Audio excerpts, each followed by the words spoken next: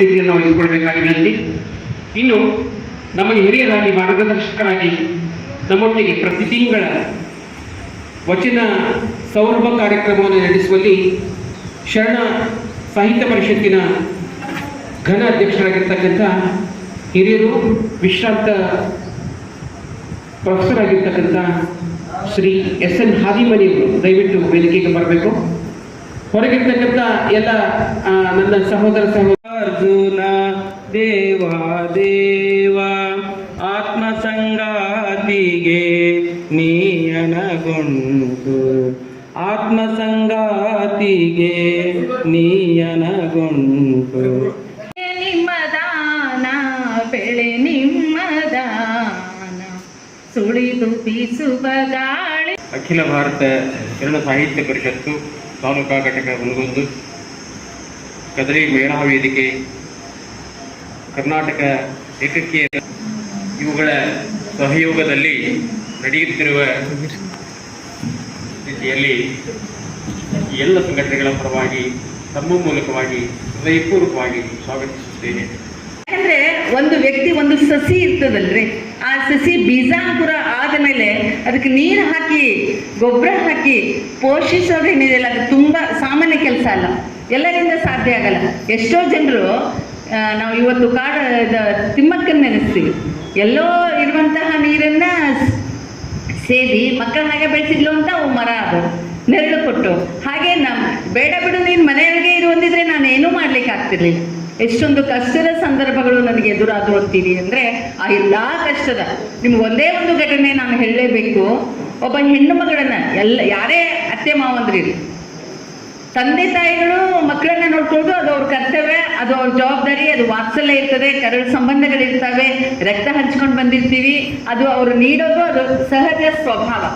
ಆದರೆ ಮಾವ ಮತ್ತು ಯಾವ ಮನೆಗೆ ನಾವು ಬಂದಿರ್ತೀವಲ್ಲ ಆ ಮನೆಯ ತಂದೆ ತಾಯಿಗಳ ಹಾಗೆ ಒಬ್ಬ ಹೆಣ್ಣು ಮಗಳನ್ನ ಕಾಣೋದೇನಿದೆ ಅಲ್ಲ, ಎಲ್ಲವನ್ನೂ ಮರೆತು ಎಲ್ಲವನ್ನೂ ಬಿಟ್ಟು ಈ ಹೊಸ್ತಿಲು ಮೆಟ್ಟು ಬಂದಂತಹ ಸೊಸೆಯನ್ನ ಮಗಳ ಹಾಗೆ ಕಂಡವರು ಯಾರು ಅಂದರೆ ಮಾಮನವರು. ಒಂದು ಸಂದರ್ಭದಲ್ಲಿ ನಾನು ಮುಂಬೈನಲ್ಲಿ KEM ಹಾಸ್ಪಿಟ್ಲಲ್ಲಿ ನಾವಿದ್ವಿ. ಇರುವಂತಹ ಸಂದರ್ಭದಲ್ಲಿ ನಾವಿಬ್ಬರೂ ಕಟ್ಟಿದ್ವಿ. ನನ್ನ ಗಂಡನಾಗಿರುವಂಥ ಅವ್ರನ್ನು ಕೂಡ ಇವತ್ತು ನೆನೆಸ್ಕೋಬೇಕು, ದಿವಂಗತ ಗುರುರಾಜ್ ಅವರನ್ನ. ನಾವಿಬ್ಬರು ಎಕ್ಸಾಮ್ ಕಟ್ಟಿದಾಗ ಅವರು ಸ್ಪೈನಲ್ ಕಾರ್ಡ್ ಡ್ಯಾಮೇಜ್ ಆಗಿ ಆಸ್ಪತ್ರೆಯಲ್ಲಿ ಇದ್ರು. ಎಕ್ಸಾಮ್ ಬಂದಿತ್ತು, ನಾನು ಕಟ್ಟಿದ್ದೆ ಎಕ್ಸಾಮ್ ಡೇಟ್ ಫಿಕ್ಸ್ ಆಯಿತು. ನಾವಲ್ಲಿ 11 ತಿಂಗಳ ಇರುವಂಥ ಪ್ರಸಂಗ ಬಂದಿತ್ತು. ಆ ಸಂದರ್ಭದಲ್ಲಿ ಮಾಮನವರು ನಾನು ಎಕ್ಸಾಮ್ ಕಟ್ಟೋದಿಲ್ಲ ಅಂತ ಹೇಳಿದ್ದೆ ಮಾಮರಿಗೆ, ಆದರೆ ಅವ್ರು ಬಿಡಲಿಲ್ಲ. ನೋಡಿ, ಆ ವಯಸ್ಸಿನಲ್ಲಿ ಕೂಡ ಆ ಮಾಮರು ಆ ಇಡೀ ಬಾಂಬೆನಲ್ಲಿ ಎಲ್ಲೆಲ್ಲಿ ಯಾವ್ಯಾವ ಪುಸ್ತಕಗಳು ನನಗೆ ಬೇಕು ಓದಲಿಕ್ಕೆ ಅನ್ನೋದನ್ನು ತಂದು ತಂದು ತಂದು ಹಾಸ್ಪಿಟ್ಲಲ್ಲಿ ಕೊಡ್ತಾಯಿದ್ರು. ಆಮೇಲೆ ಅವ್ರು ಹೇಳ್ತಿದ್ರು, ನೀನು ಈ ಸಂದರ್ಭವನ್ನು ಅದೇ ಹೇಳ್ತಾರೆ, time and tide wait for none. ಸಮಯ ಮತ್ತು ಅಲೆಗಳು ಯಾರೋ ಬರ್ತಾವು ಅಂತ ಕಾಯೋದಿಲ್ಲ, ತನ್ನಷ್ಟಕ್ಕೆ ತಾನು ಹೋಗ್ತಾನೆ ಇರ್ತದೆ. ನೀನು ಒಂದು ಸಾರಿ ಈ ಸಮಯವನ್ನು ಕಳ್ಕೊಂಡಿ ಅಂದರೆ ನಿನಗೆ ಎಂದೂ ಈ ಸಮಯ ಸಿಗೋದಿಲ್ಲ ಅಂತ ಹೇಳಿದ್ರು ಮಾಮರು. ಕಷ್ಟಗಳನ್ನು ಒಂದು 2 ಕವಾಟ ಇರ್ತಾವಂತ ಹೃದಯಕ್ಕೆ. ಒಂದು ಕವಾಟಿನಲ್ಲಿ ನಿನಗೆ ನೋವಾಗಿದ್ರೆ ದುಃಖ ಆಗಿದ್ರೆ ಅದನ್ನ ಒಂದು ಕವಾಟಿನಲ್ಲಿ ಇಟ್ಕೋ. ನೀನೇನು ಗುರಿ ಮುಟ್ಟಬೇಕಾಗಿದ್ದೆ ಅಲ್ಲ, ನೀನೇನೋ ಮಾಡಬೇಕು ಅಂತ ನಿನ್ನ ಮನಸ್ಸಿನಲ್ಲಿದ್ದರೆ ಇನ್ನೊಂದು ಕವಾಟಿನಲ್ಲಿ ಆ ಗುರಿಯನ್ನು ಇಟ್ಕೋ. ಈ 2 ಕವಾಟು ನಿನ್ನ ಹೃದಯಕ್ಕೆ ಹತ್ತಿರವಾಗಿಯೇ ನೀನು ಮುಂದುವರಿಸ್ಕೊಂಡು ಹೋಗಬೇಕು ಅಂಥೇಳಿ ಆ ಬಿಸಿಲ ದಗೆಯಲ್ಲಿ ಆ ದೊಡ್ಡ ಊರಿನಲ್ಲಿ ಏನು ತಂದು ಕೊಡ್ತಿದ್ರು ಅಂದರೆ ನನಗೆ ಪುಸ್ತಕಗಳನ್ನು, ಪತ್ರಿಕೆಗಳನ್ನು, ಆಮೇಲೆ ಈ ಪ್ರಬಂಧವನ್ನು ಹೀಗೆ ಬರಿಬೇಕು, ಈ ಪ್ರಬಂಧ ಅಂತ ಕೊಟ್ಟು ಅವ್ರು ಏನು ಮಾಡಿದ್ರು ಅಂದರೆ ನನಗೆ ಪ್ರೇರಣೆಯನ್ನು ತುಂಬ್ತಾ ಇದ್ರು. ಬಹುಶಃ ನಿಮಗೆ ಅಚ್ಚರಿ ಅನಿಸ್ಬೋದು, ಯಾರಾದರೂ ಮಗ ಒಬ್ಬರು ಸಾವಿನ ದವಡೆಯಲ್ಲಿ ಹಾಸಿಗೆ ಮೇಲೆ ಮಲಗಿರುವಂತಹ ಸಂದರ್ಭದಲ್ಲಿ ಯಾರಾದರೂ ಹೋಗಮ್ಮ ನೀನು ಎಕ್ಸಾಮ್ಗಂತ ಕಳಿಸಿದ ಉದಾಹರಣೆ ಇದ್ದಾವ? ಸಾಧ್ಯನೇ ಇಲ್ಲ. ಯಾಕಂದರೆ ಮೊದಲು ನಿನ್ನ ಗಂಡನ ನೋಡ್ಕೋ, ಆಮೇಲೆ ನೀನು ನಿನ್ನ ಮುಂದಿನ ಭವಿಷ್ಯವನ್ನು ನೋಡ್ಕೋ ಅಂತ ಹೇಳುವಂತಹ ಪ್ರಸಂಗಗಳೇ ಹೆಚ್ಚು. ಆದರೆ ಮಾಮರು ಹಾಗೆ ಮಾಡಲಿಲ್ಲ. ನಿನ್ನ ಗಂಡನನ್ನು ನಾನು ನೋಡ್ಕೊಳ್ಳಿಕ್ಕೆ ನಾನು ಇರ್ತೀನಿ, ನೀನು ಎಕ್ಸಾಮ್ ಮುಗಿಸ್ಕೊಂಡು ಬಾ ಅಂಥೇಳಿ ಕಳಿಸಿದಂತಹ ಪುಣ್ಯಾತ್ಮದ ಆ ನೆರಳಿನಿಂದ ಇವತ್ತು ನಾನೇನಿದ್ದೀನಿ 4 ಮಾತುಗಳನ್ನ ನಿಮ್ಮ ಮುಂದೆ ಆಡಲಿಕ್ಕೆ ಸಾಧ್ಯ ಆಗಿದೆ. ಕಳಿಸ್ಕೊಟ್ರು ಮಾಮರು. ಕಳಿಸ್ಕೊಟ್ಟ ಮೇಲೆ ಅವರು ಹಾಗೆಯೇ ಮುಂದೆ ನನಗೆ ಎಲ್ಲೇ ಹೋಗಲಿ ಏನೇ ಮಾಡಲಿ ಸರ್ ಹತ್ರ, ನಿನ್ನ ಒಂಟಿ ಸರ್ ಹತ್ರ ನಾನು ಹೇಳ್ತಾ ಇದ್ದೆ, ಸರ್ ನಾನು ರಾತ್ರಿ ಎಲ್ಲೋ ಹೋಗಿ ಬರ್ತೀನಿ ಅಂತಂದರೆ 1 ಗಂಟೆ ಆಗಿರಲಿ 2 ಗಂಟೆ ಆಗಿರಲಿ ಐವಿ ಮುಂದೆ ಉಣ್ಣಿ ಟೊಪ್ಪಿ ಹಾಕ್ಕೊಂಡು ಸ್ವೆಟ್ರ್ ಹಾಕ್ಕೊಂಡು ಕಾಲು ಚೀಲ ಹಾಕ್ಕೊಂಡು ಸೊಸೆ ಬರ್ತಾಳಂತ ಕಾಯ್ತಾ ನಿಂತಿರ್ತಿದ್ರು ಸರ್. ಇವತ್ತು ಕಾಯೋರು ಯಾರಿಲ್ಲ ಅಂತ ಹೇಳ್ತೇನೆ. ಅಂದರೆ ಯಾವ ಮಾವಂದ್ರೆ ಕಾಯ್ತಾರೆ ಅಂದರೆ ಇವತ್ತು ಸೊಸೆ ಬರ್ತಾಳಂತ ಕಾಯ್ಲಿಕ್ಕೆ ಸಾಧ್ಯ ಆಗುತ್ತಾ? ಸಾಧ್ಯ ಯಾವಾಗುತ್ತೆ ಅಂದರೆ ಎರಡೂ ಮನಸ್ಸುಗಳು ತಂದೆ ಮತ್ತು ಮಗಳ ಸ್ವರೂಪದಲ್ಲಿ ಬೆಸಿಬೇಕು.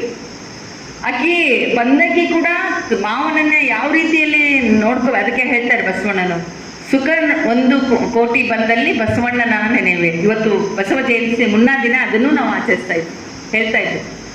ಸುಖನು ಕೋಟಿ ಬಂದಲ್ಲಿ ಬಸವಣ್ಣನ ನೆನೆವೆ, ದುಃಖ 100 ಕೋಟಿ ಬಂದಲ್ಲಿ ಬಸವಣ್ಣನ ನೆನೆವೆ. ಲಿಂಗಾರ್ಚನೆ ಮಾಡುವಲ್ಲಿ ಬಸವಣ್ಣನ ನೆನೆವೆ, ಜಂಗಮಾರ್ಚನೆ ಮಾಡುವಲ್ಲಿ ಕೂಡ ಬಸವಣ್ಣನ ನೆನೆವೆ.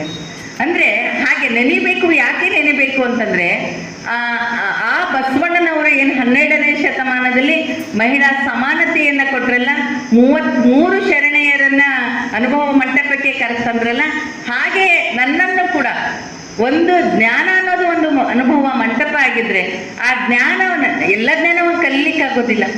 ಇಡೀ ಸಾಗರದಲ್ಲಿ ಜ್ಞಾನವನ್ನು ಎಷ್ಟು ನಾವು ಸಂಪಾದಿಸ್ತೀವಿ ಅಂತ ಹೇಳ್ತಾರೆ ಗೆಲಿನ್ ಅನ್ನೋರು. ಅಂದರೆ 1 ಹನಿ ಸಂಪಾದಿಸ್ತೀವಂತ. ಅದು ಒಂದೇ ಹನಿಯನ್ನು ನಾವು ಸಂಪಾದಿಸಿದ್ರೆ ಸಾಕ್ರೆಟಿಸ್ ಹೇಳ್ತಾರೆ ಇಡೀ ಜ್ಞಾನ ಸಾಗರದಲ್ಲಿ ನಾನು ಸಂಪಾದಿಸಿರೋದು ಎಷ್ಟು ಅಂದರೆ ಬರೀ 1 ಬಿಂದುವಿನಷ್ಟು ಜ್ಞಾನವನ್ನು ನನಗೆ ಇಲ್ಲಿವರೆಗೂ ನೋಡ್ಲಿಕ್ಕಾಯಿತು ಅಂತ ಹೇಳ್ತಾರೆ. ತತ್ವಜ್ಞಾನಿಗಳೇ ಹಾಗೆ ಹೇಳುವಾಗ ಇನ್ನು ನಮ್ಮಂಥ ಸಾಮಾನ್ಯರ ಪಾಡೇನೆ ನಾವೇನು ಗಳಿಸಿದ್ವಿ, ನಾವೇನು ಪಡಿಲಿಕ್ಕಾಗ್ತದೆ. ಕೆಲವೊಂದು ಸರಿ ನಮ್ಗೆ ಏನು ಬರ್ತಾವೆ ಅಂದರೆ ತುರಾಯಿಗಳು ಬರ್ತಾವೆ, ಕಿರೀಟ ಬಂದುಬಿಡ್ತದೆ, ಆಮೇಲೆ ಮತ್ತೆ ಏನೇನೋ ಮೈ ಉಬ್ಬಿ ಬಿಡ್ತದೆ, ನಮಗೆ ನಾನೇ ಶ್ರೇಷ್ಠ ಎನ್ನುವಂಥ ಅಹಮ್ಮಿಕೆ ಬರ್ತದೆ. ಮಾಮರವರು 4 ಭಾಷೆಯಲ್ಲಿ ಪರಿಣಿತಿಯನ್ನು ಪಡೆದಿದ್ರು. ಹಿಂದಿ ತುಂಬ ಚೆನ್ನಾಗಿ ಬರ್ತಿತ್ತು, ಇಂಗ್ಲೀಷ್ನಲ್ಲಿ MA ಮಾಡಿದ್ರು, ಆಮೇಲೆ ಕನ್ನಡದಲ್ಲಿ ಇತ್ತು, ಆಮೇಲೆ ನೆಕ್ಸ್ಟ್ ಮರಾಠಿಯನ್ನು ಭಾಳ ಚೆನ್ನಾಗಿ ಹೇಳ್ತಿದ್ರು. ಅಂತಹ ಸಂದರ್ಭದಲ್ಲಿ ಅವರು ಮಾಮರು ಏನನ್ನ ಕಲಿಸಿದ್ರು ಅಂದರೆ ಕೌಶಲ್ಯಗಳನ್ನು ಕಲಿಸಿದ್ರು, ಬದುಕುವ ರೀತಿಯನ್ನು ಕಲಿಸಿದ್ರು, ಎಂಥದೇ ಕಷ್ಟ ಸಂದರ್ಭದಲ್ಲಿ ಕೂಡ ಮುನ್ನಡಿಬೇಕು ಅಂತ ಹೇಳಿದರು. ಯಾವುದು ಹೆದರಬೇಕಾಗಿತ್ತಂದರೆ ನಡೆ ನುಡಿಯಲ್ಲಿ ನಿನಗಿಂತ ಹಿರಿಯರಾದವ್ರಿಗೆ, ನಿನ್ನ ವಿದ್ಯಾಗುರುಗಳಿಗೆ, ನಿನಗೆ ಸಹಕಾರ ಕೊಟ್ಟವ್ರಿಗೆ, ಸಹಾಯ ಕೊಟ್ಟವ್ರಿಗೆ ಜೀವನದಲ್ಲಿ ಎಂದೂ ಮರಿಬೇಡ ಅನ್ನುವಂತಹ ಮಾತುಗಳನ್ನೆಲ್ಲ ಹೇಳಿಕೊಟ್ಟವ್ರು ಯಾರು ಅಂದರೆ ತಂದೆ ಸ್ವರೂಪದಲ್ಲಿದ್ದಂಥ ನನ್ನ ಮಾವನವರು. ಅದಕ್ಕೆ ಅವರು ಒಂದು ಮನೆಯಲ್ಲಿ ಹಿರಿ ಜೀವ ಮತ್ತು ಕಿರಿ ಜೀವ ಮೊಮ್ಮಗ ಏನು ಸಂಬಂಧ ಇರ್ತದಲ್ಲ ಆ ಸಂಬಂಧ ನಮ್ಮದು. ಅವ್ರು ಹೆಂಗೆ ನೆನ್ಪು ಮಾಡ್ಕೋಬೇಕಂತಂದ್ರೆ ಹಿರಿತನ ಹಿಗ್ಗಿ ಬರಬೇಕಾ, ಮನೆತನದ ಸುಗ್ಗಿ ತರಬೇಕಾ, ಒಗತನ ಒಪ್ಪಿ ನಡಿಬೇಕಾ, ನಡವಳಿಕೆ ನೆಪ ಇಡಬೇಕಾ. ನಮ್ಮ ಕಾಕ ನೆನಪಾಗ್ಬೇಕಾರ ಈ ಥರ ನಾನು ನೆನೆಸ್ಕೊತೀನಿ. ಜೊತೆಗೆ ಪುಟ್ಟ ದೇಯವಾದರೂ ಅಪ್ಪಟ ಬಂಗಾರವಾಗಿದ್ದರು, ಸಹಬಾಳ್ವೆಗೆ ಬಾಳೆ ಮನೆಯಾಗಿದ್ದರು, ಮಿತಭಾಷಿಯಾದರೂ ತುಂತುರು ಜೇನ ಹನಿಯ ಸವಿಯಾಗಿದ್ದರು, ಸ್ನೇಹ ಬಳಗಕ್ಕೆ ಮೇಟಿಯಂತೆ ಕೇಂದ್ರ ಬಿಂದುವಾಗಿದ್ದರು, ಹಿರಿಕರಾದರೂ ಮಗುವಿನ ಮನಸ್ಸುಳ್ಳವರಾಗಿದ್ದರು, ಜೊತೆಗಿದ್ದವರ ಸಮಸ್ಯೆಗಳಿಗೆ ದಾರಿದೀಪವಾಗಿದ್ದರು, ಜೋಡಿ ಸ್ವರ್ಗದಲ್ಲಿ ಮಾಡಿದಂತೆ ಅನುರೂಪವಾಗಿದ್ದರು. ಇವರು ಮಿತಭಾಷಿ, ಅವರು ಹಿತಭಾಷಿ. ನಮ್ಮ ಚಿಕ್ಕಮ್ಮವರು ಅವ್ರೇನು ಹೇಳಿದ್ರು ಹಿತ ಅನ್ನಿಸ್ತೈತೆ ನಮಗೆ. ಇಬ್ಬರು ಒಬ್ಬರಾಗಿದ್ದರು, ಜೋಡಿ ಸ್ವರ್ಗದಲ್ಲಿ ಮಾಡಿದಂತೆ ಅನುರೂಪವಾಗಿದ್ದರು. ಇವರು ಮಿತಭಾಷಿ, ಅವರು ಹಿತಭಾಷಿ, ಇಬ್ಬರು ಒಬ್ಬರಾಗಿದ್ದರು. ಹಾಗಾಗಿ ಮಸ್ತಕಕ್ಕೆ ಪುಸ್ತಕ ನೀಡುವ ಸದಾ ಪುಸ್ತಕದೊಂದಿಗೆ ತಮ್ಮ ಗೆಳೆತನವನ್ನು ಸಾಧಿಸಿಕೊಂಡು ಸಂಪಾದಕ ಎನ್ನುವುದಕ್ಕೆ, ಅದರಲ್ಲೂ ಪ್ರಧಾನ ಸಂಪಾದಕ ಎನ್ನುವುದಕ್ಕೆ ಆಪ್ತಾಗಿರ್ತಕ್ಕಂಥವರು ಶ್ರೀ MB ಮಂಟಿಯವರು. ಹಾಗಾಗಿ ಅವರಿಂದ ಈ ಕುರಿತಾಗಿ ಒಂದು ಉಪನ್ಯಾಸ. ಸಮಯ ಈಗಾಗಲೇ ಸರಿ 25 ನಿಮಿಷ. ಸುತ್ತಲೇ ಗಿರಿಕಿ ಹೊಡೆಯೋಣ ಅಂದರೆ ಅದಕ್ಕೊಂದಷ್ಟು ನ್ಯಾಯ ಕೊಟ್ಟಂಗಾಗಬೇಕು ಅಂತ. ನನಗೆ ಮೇಡಮ್ ಅವರು ತಾರಾನಾಥ್ ಸರ್ ಬಗ್ಗೆ ಮಾತಾಡು ಅಂತಂದಾಗ ಬಹುಶಃ ಒಂದು ನನ್ನನ್ನು ಬಹಳಷ್ಟು ಕಾಡ್ತಾ ಇತ್ತು. ಕೆ ತಾರಾನಾಥ್ ಏನಿದು ಕೆ ತಾರಾನಾಥ್ ಅನ್ನುವಂಥ ಬಹಳ ಕುತೂಹಲ ಹುಟ್ಟು. ಹೀಗಾಗಿ ನಾನು ಅದರ ಬಗ್ಗೆ ನಿಷ್ಕರ್ಷೆ ಮಾಡಿದೆ. ಜೊತೆಗೆ ಏನಪ್ಪ ಅಂದ್ರೆ ಅದು ಹುಡುಕಾಟ ಮಾಡಿದೆ. ಅದರ ಪರಿಣಾಮವಾಗಿ ನನಗೆ ಗೊತ್ತಾದದ್ದು ಕ್ಷತ್ರಿಯ ತಾರಾನಾಥ್ ಅಂತ. ಹಾಗಾದ್ರೆ ತಾರಾನಾಥ್ ಸರು ಕ್ಷತ್ರಿಯ ವಂಶಕ್ಕೆ ಸೇರಿದವರು ಅನ್ನುವಂಥದ್ದು ಬಹಳಷ್ಟು ಜನರಿಗೆ ಗೊತ್ತಿರಲಿಕ್ಕಿಲ್ಲ. ನಿಜವಾಗ್ಲೂ ಬಹಳ ಆಶ್ಚರ್ಯ ಅನ್ನಿಸ್ತಾ ಇದೆ. ಅವರು ಕ್ಷತ್ರಿಯರಾಗಿದ್ದರೂ ಕೂಡ ನಮ್ಮ ನಡುವೆ ಒಬ್ಬ ಅಪ್ಪಟ ಶರಣರಂತೆ ಬದುಕಿದರು ಅನ್ನೋದೇ ಬಹಳ ಮುಖ್ಯ. ನನಗೂ ಕೂಡ ಲಲಿತಾ ಹೊಸಪೇಟೆ ಮೇಡಮ್ ಅವರನ್ನು ನಾನು ಆ ಥರ ತಿಳ್ಕೊಂಡಿದ್ದಿಲ್ಲ.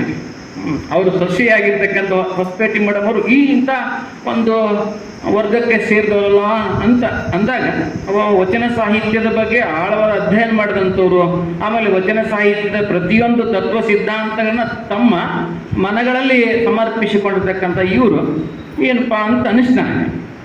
ಇಂಥ ತಾರಾನಾಥರು ನಿಜವಾಗಲೂ ಬಹಳ ಒಂದು ರೋಚಕವಾದಂಥ ಚರಿತ್ರೆ ಇದೆ. ಅವರ ಮೂಲ ವಂಶಸ್ಥರು ಈಗಿನ ಮಧ್ಯಪ್ರದೇಶದ ಇಂದೋರ್ದವರು ಅಂತ.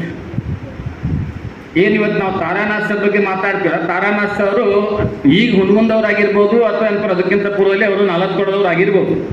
ಆದರೆ ಅವರ ಮೂಲ ವಂಶಜರು ಅಥವಾ ವಂಶಸ್ಥರು ಅಂತದಲ್ಲ, ಅವರೆಲ್ಲ ಎಲ್ಲಿಯವರು ಅಂತಾರೆ ಇಂದೋರ್ದವರು.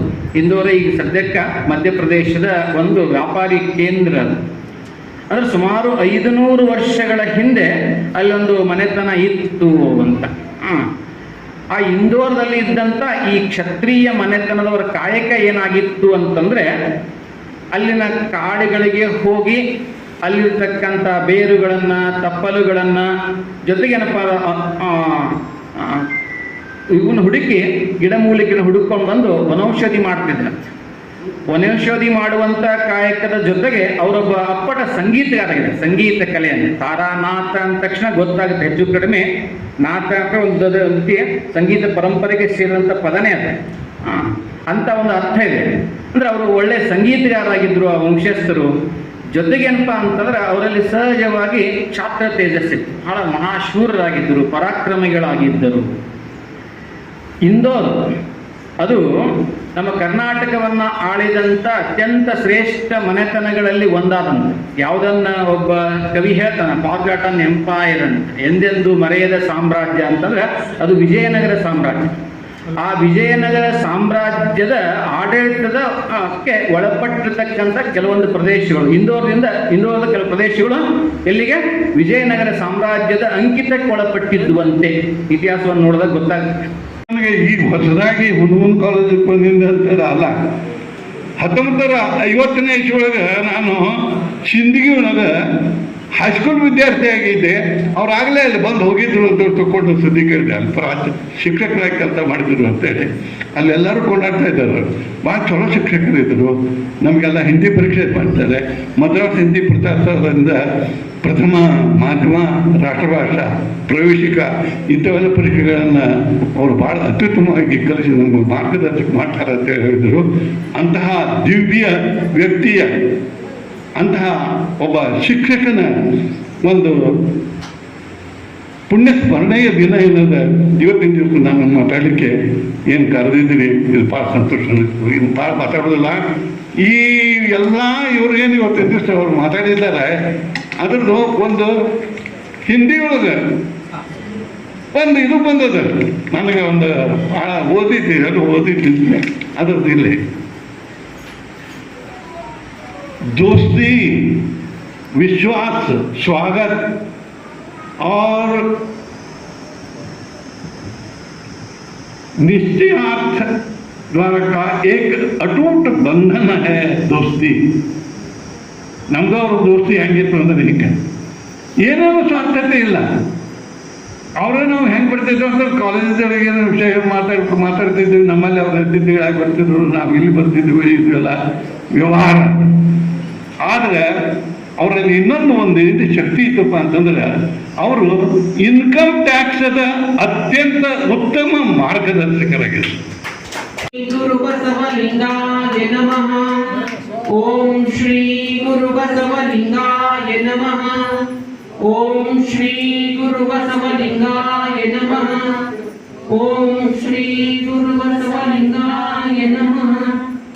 ಓಂ ಶ್ರೀ ಗುರು ಬಸವಲಿಂಗಾಯ ನಮಃ.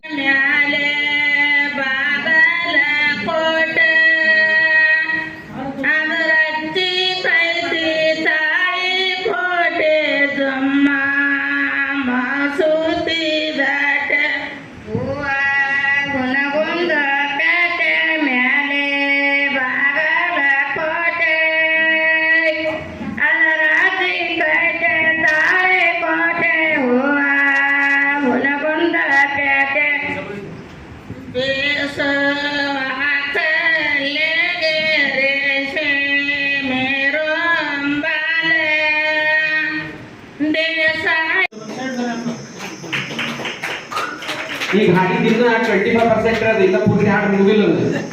ಸಾಲ್ ಹಾಡ್ತಾರ ತಿಂತವ್ರು ಸಾಲ್ ಅವ್ರು ಹೇಳಿದ್ರು. ಮುಂದಿನ ಪೀಳಿಗೆಗೆ ಬೇಕಲ್ಲವೇ, ಮುಂದಿನ ಪೀಳಿಗೆಗೆ ಬೇಕಲ್ಲವೇ ಹಿಂದೆ ಕುಳಿತ ಗೌರಿಯ ಪ್ರಶ್ನೆ, ಹಿಂದೆ ಕುಳಿತ ಗೌರಿಯ ಪ್ರಶ್ನೆ ಸಮಾನತೆ. ಹುಟ್ಟು ಸಾವಿನಲ್ಲಿ ಸಮಾನತೆ ಇರಬೇಕಾದರೆ ಬದುಕಿನಲ್ಲಿ ಏಕಿಲ್ಲ? ಹುಟ್ಟು ಸಾವಿನಲ್ಲಿ ಸಮಾನತೆ ಇರಬೇಕಾದರೆ ಬದುಕಿನಲ್ಲಿ ಏಕಿಲ್ಲ? ಭೂಮಿ ತೂಕದವಳು ಅಂತ ಉಪಮೆ ನೀಡಿದರೆ ಸಾಕೆ. ಎಲ್ಲರಿಗೂ ನಮಸ್ಕಾರಗಳು. ನನ್ನ ಕವನದ ಶೀರ್ಷಿಕೆ ಸತ್ಯ.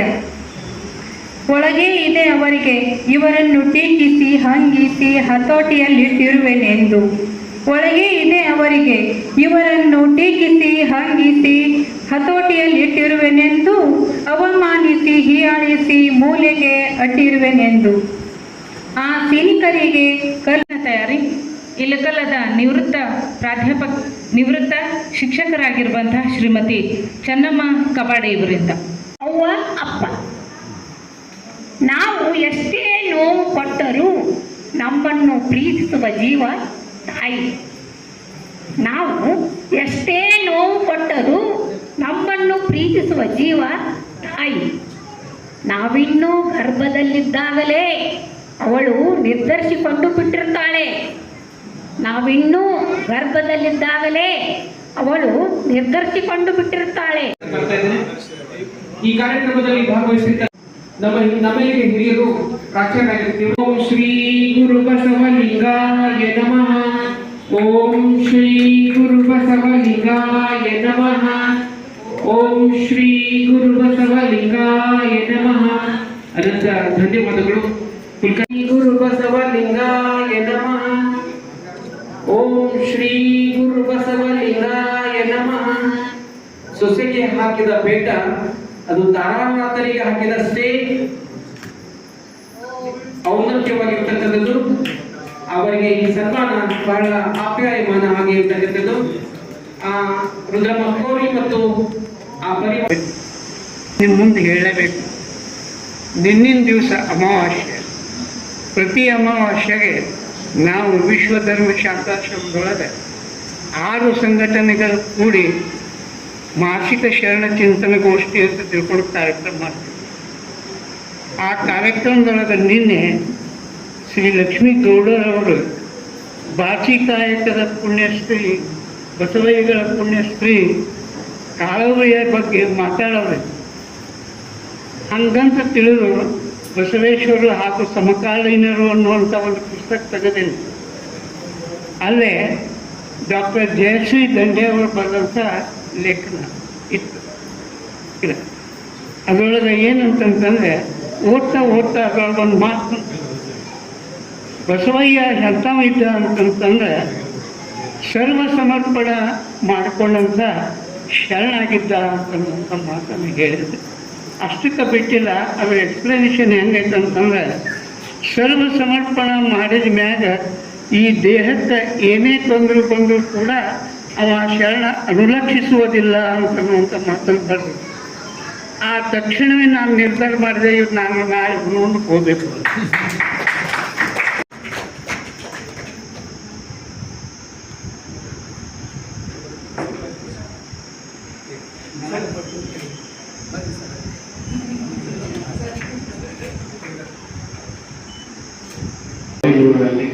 ಹೆಸರಿಂದ ಇರ್ತಾರೆ. ವಿಶೇಷ ಏನಂತಂದ್ರೆ ಎಲ್ಲರೂ ತಮ್ಮ ತಂದೆ ತಾಯಿ ಹೆಸರಲ್ಲೇ ಇರ್ತಾರೆ, ಆದ್ರೆ ಅವ್ವಾಗಲು ತಮ್ಮ ಅತ್ತಿ ಮಾವನ ಹೆಸರಲ್ಲೇ ಇರ್ತಾರೆ. ಇದು ಬಹಳ ವಿಶೇಷವಾದಂಥದ್ದು. ಅದರಲ್ಲಿ ಇವತ್ತಿನ ಅದು ಅತ್ಯಂತ ಅಪ್ರಾಪ್ರಿಯೇಟ್ ಕವನ ಇವತ್ತಿನ ಪದ್ಧತಿ ಉಪನ್ಯಾಸ. ಲಲಿತಾ ಹೊಸಪೇಟೆಯವರು ಅವರು ತಮ್ಮ ಅತ್ತೆ ಮತ್ತು ಮಾವಂದಿರನ್ನ ತಂದೆ ತಾಯಿಗಳ ಹೆಚ್ಚು ಜೋಪಾನ ಮಾಡಿದರು. ಆ ರೀತಿಯಾದಂಥ ಅತ್ಯಂತ ಪ್ರೀತಿಯಿಂದ ಅತ್ತೆ ಮಾವರನ್ನು ಜೋಪಾನ ಮಾಡಿ ಅವರ ಸೇವೆಯನ್ನು ಮಾಡಿ ಸೊಸೆಯಾಗಿ ಅವರಿಗೆಲ್ಲ ಅವರಿಗೆ ಮಗಳಾಗಿ ಆದರು. ಅಂತ ಒಂದು ಕಾರ್ಯಕ್ರಮದಲ್ಲಿ ಇವತ್ತು ಆ ತಾಯಿಯವರು ಬರೆದಂಥ ಒಂದು ಕವನ ಏನೈತಲ್ಲ, ಅತ್ತೆ ಮಾವಂದಿರೆಲ್ಲ ತಂದೆ ತಾಯಿಗಳು ಅನ್ನೋಂಥ ಕವನ ಏನೈತಲ್ಲ, ಬಹಳ ಸೂಕ್ತವಾದಂಥ ಕವನ ಅಂತ ನನಗೆ ಅನಿಸುತ್ತೆ ಈ ಕಾರ್ಯಕ್ರಮದಲ್ಲಿ.